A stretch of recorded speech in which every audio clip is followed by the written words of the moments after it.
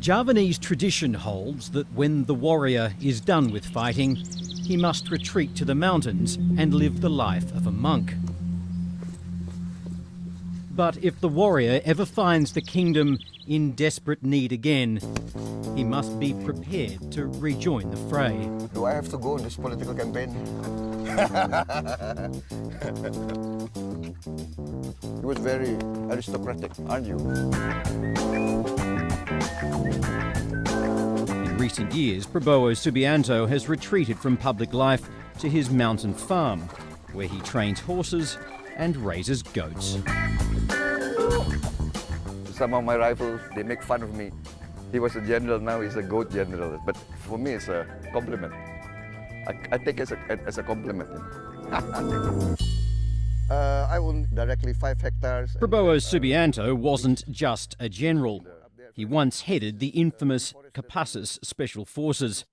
His military stature made him one of the most powerful men in this sprawling Muslim nation.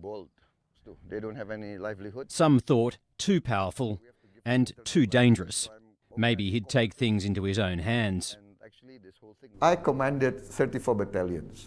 If I wanted to have a coup d'etat, you think anybody could have stopped me? Many of my colleagues accused me of not being brave enough.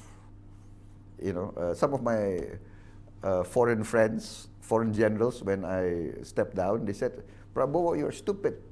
Why didn't you take over?" And I said, no, I believe in constitution, you know, and I want to uphold my constitution. That's my oath. Come on, Prabowo. Once you're in power, write your own constitution. I love these animals. Perhaps it was an opportunity missed. They're my pride and joy. Because Prabowo Subianto has had to spend quite some time wandering in the wilderness before he could possibly contemplate another tilt at Indonesia's top job. They already have goats that can produce a lot of milk. Considering the skeletons in his closet, it's been an extraordinary reinvention. And a breeding... Oh, come on. People say that I'm thirsty for power. I think you can see why that's not really true. Yeah. You could have fooled millions of Indonesia's voters. Prabowo is spending big to win them over.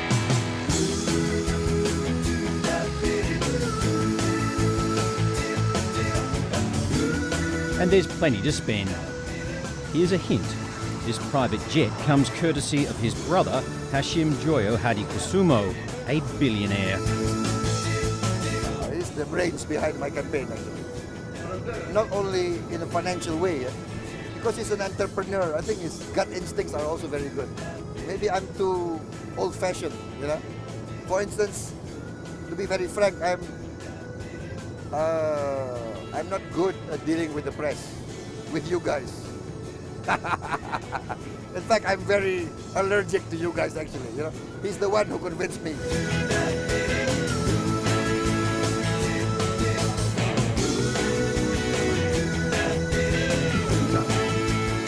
My brother and I, we both have aristocratic titles. But that being said, we're both conscious of social justice. One of the things I always remember our grandfather saying is, you know, there's a term in French, noblesse oblige. Noblesse oblige. It's the with one's station, with one's status comes responsibility. And my brother feels that, and so do I. You know, that's something we inherited from our grandfather and the family history. He may now be divorced from Suharto's daughter Titik, but as a member of one of Java's aristocratic families, once dubbed the Kennedys of Indonesia, Prabowo's blood still runs blue. The people know that this is part of our sense of responsibility. I think if you see John F. Kennedy, Robert F. Kennedy, they come also from very rich family, but they were always fighting for the poor of America, the underprivileged, the blacks. I think that's what also getting me a lot of support. They know I don't need to have this. We could have used this jet to go to a casino somewhere, you know. But we are fighting for a lot of people. The endorsement of Suharto's brother, a private jet and a big bank balance are invaluable when you're trying to convince tens of millions of Indonesian voters that you're not the same Prabowo Subianto, sacked for allowing kidnap and torture more than a decade ago.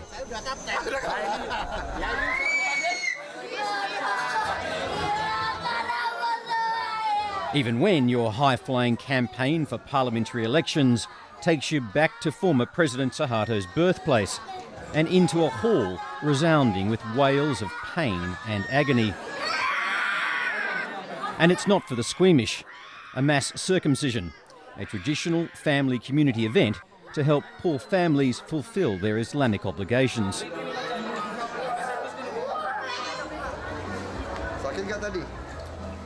I have some real ideas on how to turn this country around from being a second-rate, third-rate country that's always begging for foreign aid amidst wealth. You know, we are a very wealthy country, but we don't seem to be able to get our act together. Our people are sentenced to be poor. Our economic model, our economic system actually, in essence, perpetuates an oligarchy. Only a few hundred families enjoy comfortable and wealthy life. The masses of the people, you see yourself every day, they're living very difficult lives. Kekuasaan kita sama pada hari itu. It's a cornerstone of the Prabowo platform. He's standing as a champion of the rural poor. Kekuasaan kita sama. As the farmer who wants the presidency, it's not a big stretch. But will he be able to dust over the tracks that lead all the way back to his days heading the Special Forces? Merubah nasib seluruh bangsa Indonesia.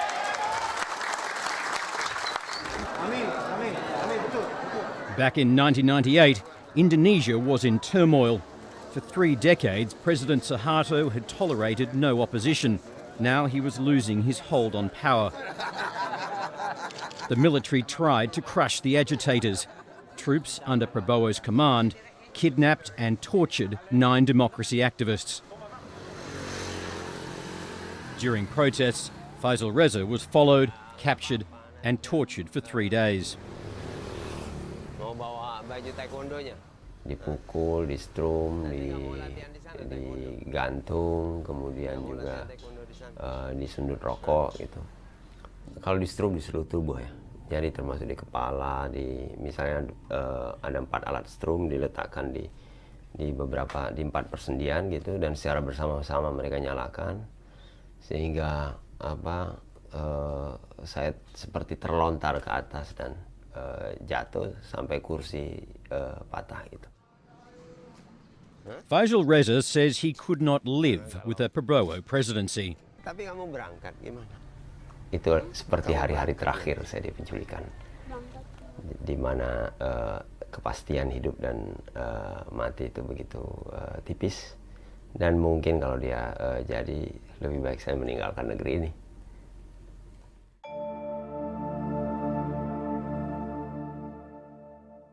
I was a serving officer. Circumstances were different. Under different circumstance, maybe I would have gotten a medal. Some of the operations we prevented bombings.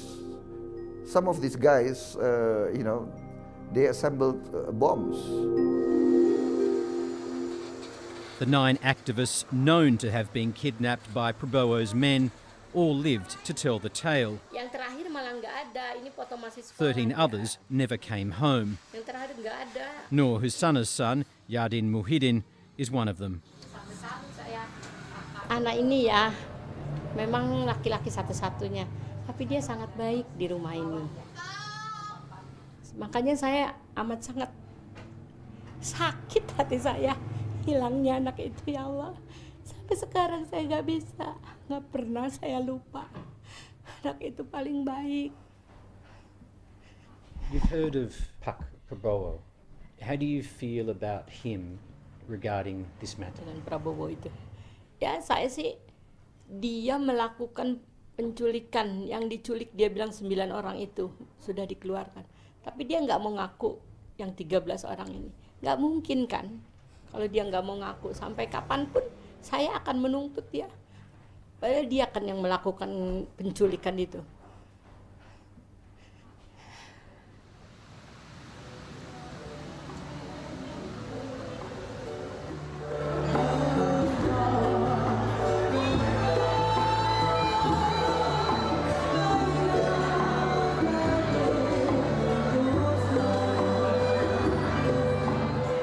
The kidnappings would prove to be Prabowo's undoing.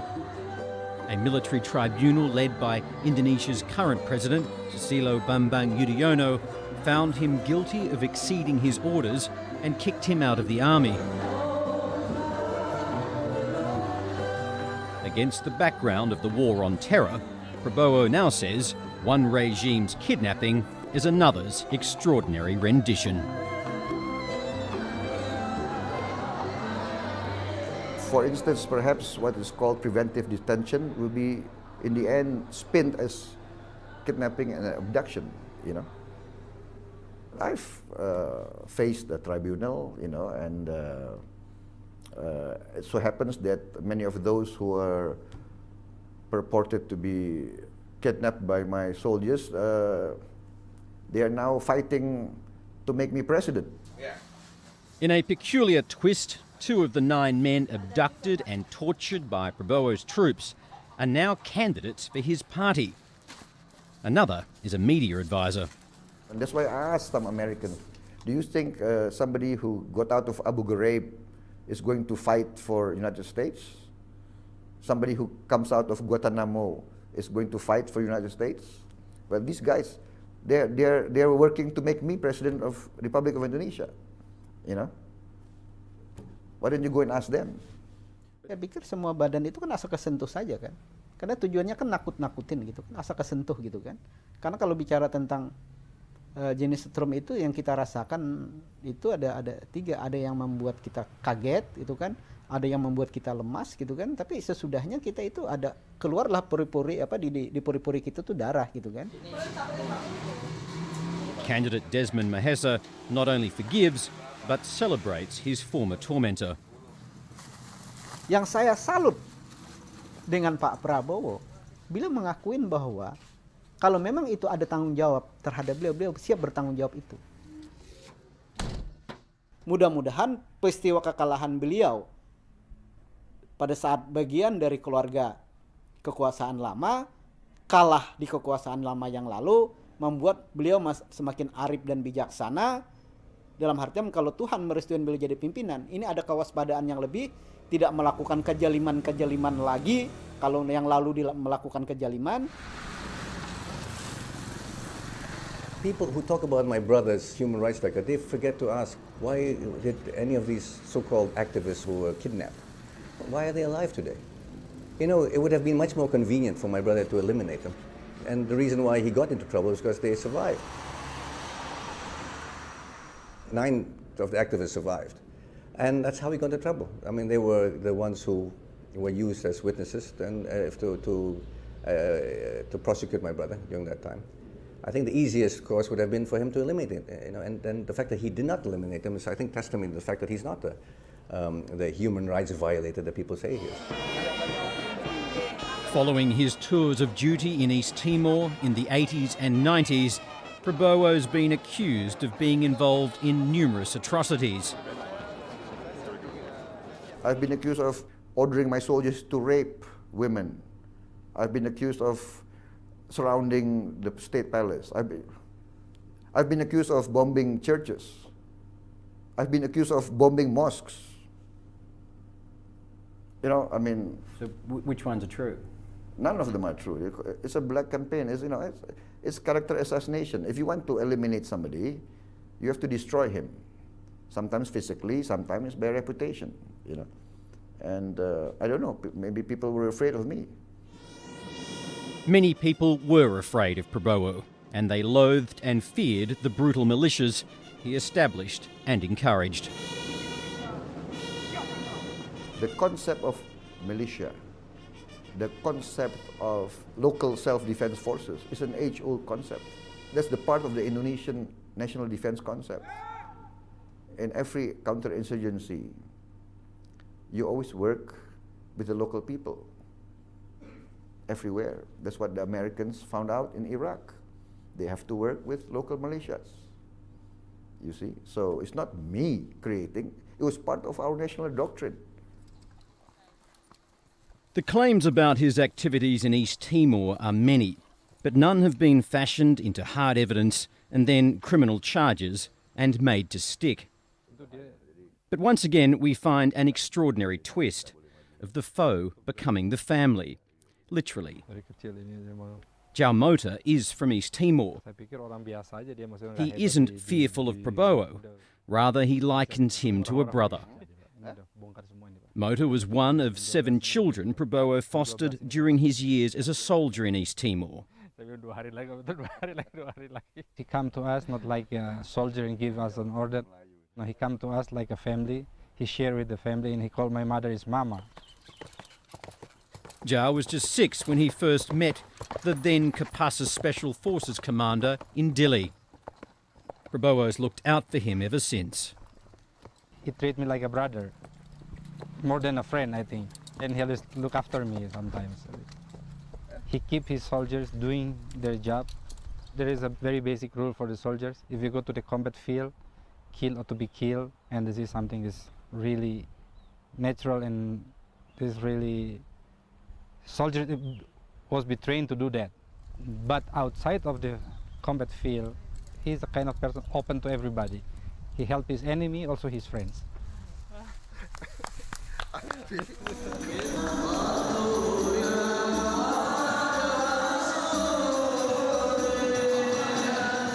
Prabowo's attempts to remodel his image are constantly undermined by bonds of loyalty to his military friends. One of his personal aides is Bambang Kristiono, a former major dismissed and jailed for being a commander of one of Prabowo's kidnap and torture teams. The deputy chairman of his Gerindra party is former Special Forces Chief Mukti Puropanjono, who many still believe was involved in the 2004 arsenic poisoning murder of top human rights activist Munir Talib on a Garuda jet to Amsterdam.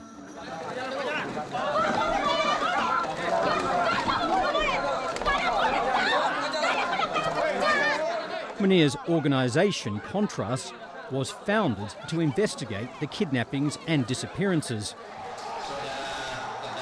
Mukti was cleared by a court despite the existence of phone records of 41 calls at the time of the murder between him and the man now serving 20 years for the crime.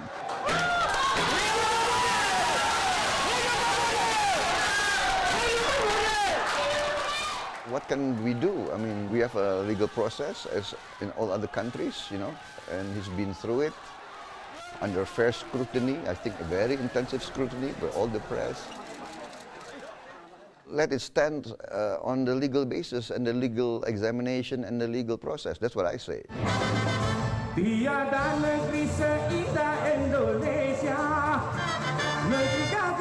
Given his associations and unsavoury background, the propulsion of Prabowo, the politician, is to an outsider astonishing. In just 12 months, he and his brother have created a new party, the Great Indonesia Movement. Gerindra now boasts more than 10 million members, and everyone receives a year's worth of accident and life insurance. The billionaire's heirs, a son and daughter, are also working for the campaign. 10 tahun reformasi, kita melihat suatu fenomena yang janggal, yang kita sebut paradoks Indonesia. Negara dan bangsa yang begitu kaya raya, tetapi rakyatnya tetap miskin. Ini memberi kita harapan. Pemilu ini adalah kesempatan kita melakukan perubahan. Cukup sudah cara-cara lama. An expensive TV advertising blitz is providing Prabowo with unparalleled exposure.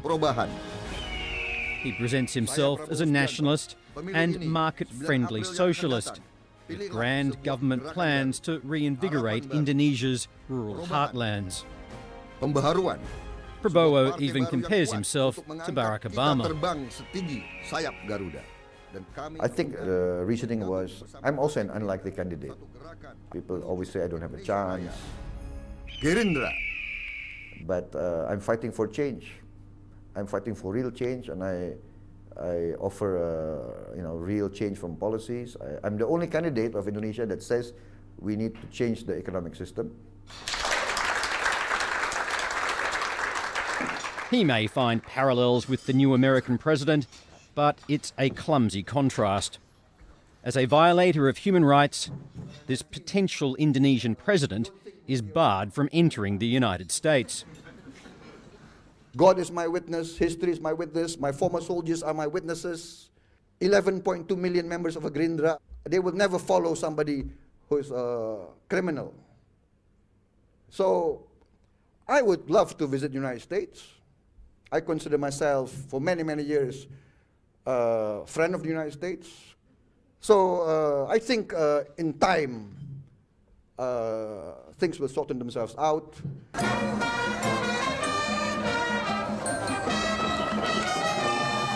From his Sukarno-era safari suits to his Suharto family past, Prabowo's underlying message is that Indonesia will never flourish without a decisive leader like him.